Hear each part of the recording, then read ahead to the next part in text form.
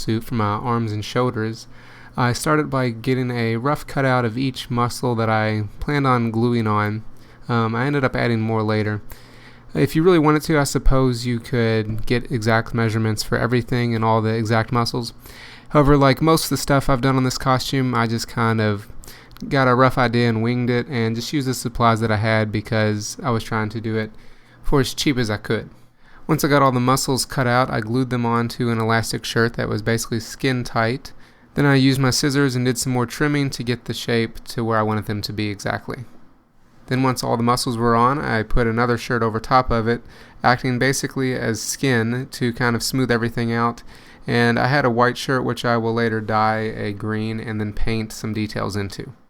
Getting back to work on the shell some more, I decided I wanted to add some detail into each piece.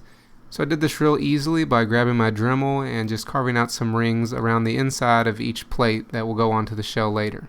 In order to give the plates a better surface to glue onto and just to add some texture and some color, a base color, I took a huge piece of cloth and wrapped it around the outside of the main foam shell. Like everything else, this was done kind of sloppily. You probably could measure it out and get the exact size for a piece of cloth to go around a semicircle. However, I just kind of glued it on and cut it as I went. In order to make the shell where I could wear it, I took an old backpack and basically cut it in half and used the side with the straps to glue onto the shell itself. After I glued the straps on, I went ahead and glued on all the other plates, and this basically gave me a backpack shell that I could wear.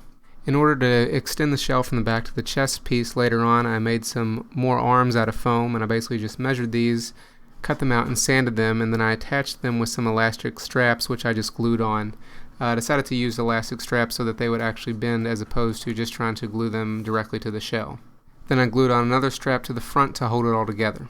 In order to attach the front chest piece of the costume, I added some more straps on either side and then used some Velcro for a little extra support. I was originally just going to use the Velcro, however, it didn't really seem to hold very well, so I went ahead and added the extra straps. So this is what it looks like with the shell and the chest piece on together.